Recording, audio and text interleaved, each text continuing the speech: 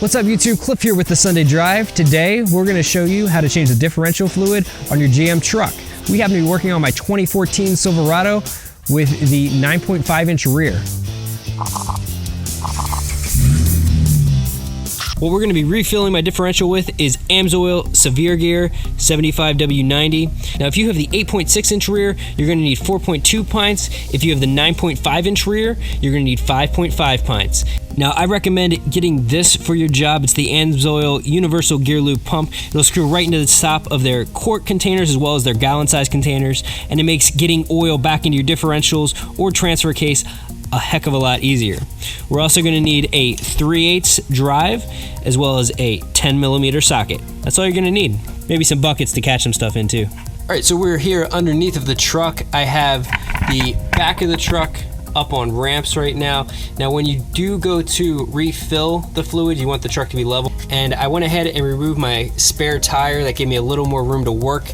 If you guys need to know how to do that, you can watch our video in the link above. We have these 12 10mm bolts that we're going to have to go ahead and remove. But before you go ahead and do that, always check your fill plug. If for some reason this is seized and you can't get it open and you go ahead and drain your differential fluid, you're going to be stuck because you're not going to be able to add any fluid back into your differential, and then you're going to have to get a whole new cover. This takes a 3/8 inch drive. So looking at the fill plug, you can see that it has a magnet on it, so it'll collect any magnetic filings that come from the gears being used. This actually looks really good. It's just a little bit of fluid on there, but I don't see any metal filings. All right, so we're gonna go ahead and remove all 12 of these bolts now that we know we can get into the fill plug. Now, when doing this, you wanna leave one bolt up top for last. That way you can kind of hold the cover up here and the fluid will drain down into your catch pan. It's just starting to drip out there at the bottom. What we're gonna go ahead and do is just loosen these last two up top, but not fully remove them. That way, this will be held up here while it drains. Then I can go ahead and just pull this back, and there it comes.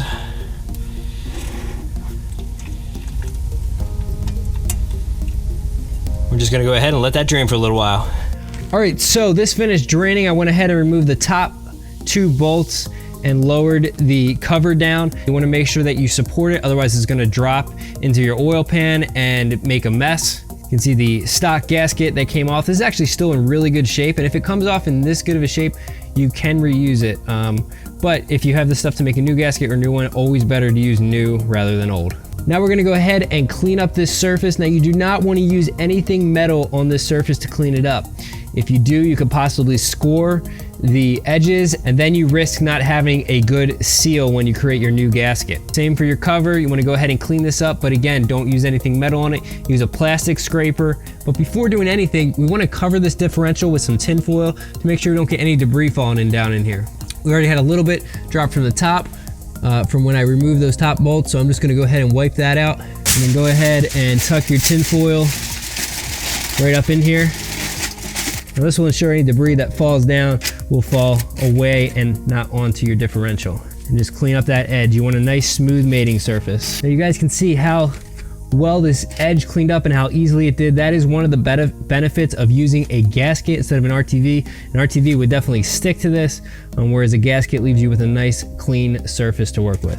But again, the gasket is about 4 times as expensive. Now my truck has 60,000 miles on it, so let's see how much differential fluid came out of it. All right, so there's 16 ounces, that's 1 pint so far. And we're getting close to the 5-point mark. Now I have spilled a little, obviously, and there's still some left in here. So we'll say we took about 5 pints out of the rear differential after 60,000 miles. And again, this differential is supposed to take 5.5 pints. All right, now we're gonna take the rear differential cover and clean that up using a little bit of brake lean. There it is, all cleaned up. All right, now we're gonna go ahead and clean up our fill plug. All right, there you go. Now this gasket is in pretty good shape. If you do want to go ahead and reuse your gasket, just clean this up with some brake lean, get it looking good. Inspect it for any cracks or signs of wear. If you see any, definitely want to go ahead and replace this. Now something to keep in mind, you never want to put RTV and a gasket onto your cover.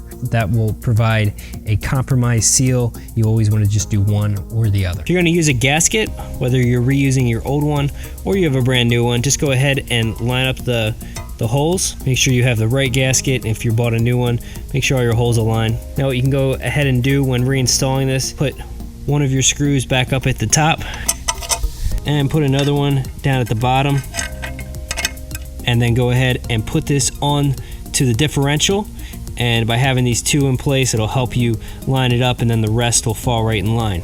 Now if you're going to use RTV sealant, you want to make sure it's not too cold or too hot out. The ideal temperature I've been seeing online is about 55 degrees. We're a little colder than that today.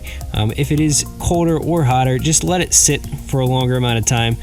They recommend not storing this in over 120 degree temperature. That will degrade the quality of the RTV. You want it to be a continuous bead from 1/8 to 1/4 inch all the way around. Now when you start applying this, you want to find the top of your differential. In this case, it's right up here, and you want to start your bead from that and work your way around. This will be the weakest part of the bead, and then you want to go inside each screw hole.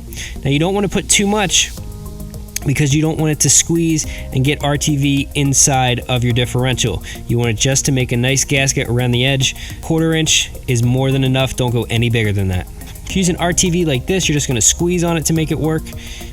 This one right here, the right stuff, which sets up a lot quicker supposedly, and this one actually already has the hole already cut out for you. Just going to go ahead and screw that on. All right, and then you're just going to push this off to the side, and that's going to make your RTV come out. You want to make sure your surface is completely dry. All right, that's it. You can see we have a nice continuous bead around the differential cover. Now we're going to take a bolt up at the top and one down at the bottom. Then whether you're putting a gasket or RTV, just have 2 bolts, top and bottom, and try to put it on with as little wiggling as possible. Obviously the wiggling is more critical if you're putting on an RTV gasket.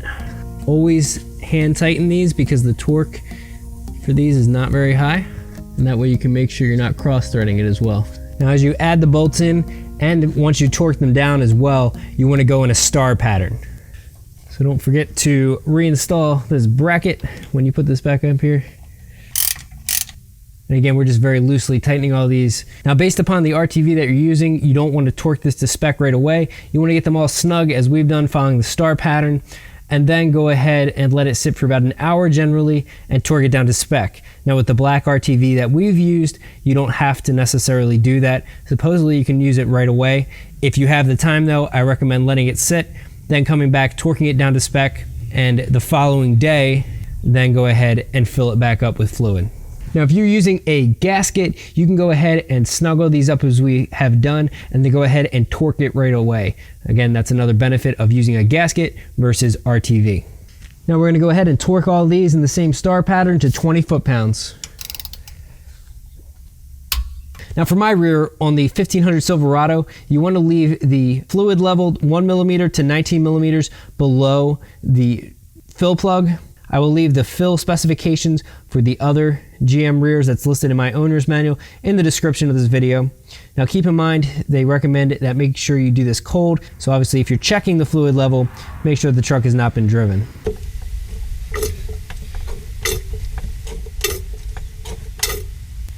If I look inside, the fluid is right to the top of that fill.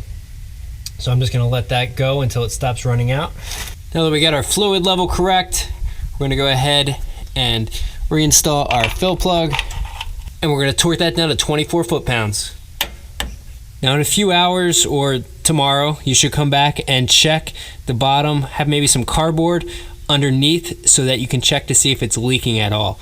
You wanna make sure that whether you're using RTV or a gasket, that you have a nice tight seal and you don't have any leaks coming out of your differential. That's it guys, that's the rear differential fluid change on my 2014 Silverado with a 9.5 inch rear. Now I also have videos for the transfer case and the front differential. If you guys are interested in those, the links will be at the end of this video. If you guys enjoyed this video, if you did, please give it a big thumbs up and consider subscribing. Catch you guys here next time.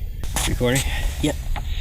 And a special thanks to my little brother Weston, who helped me make this video. He wanted to make sure that he got a little shout out in this, so thank you, buddy.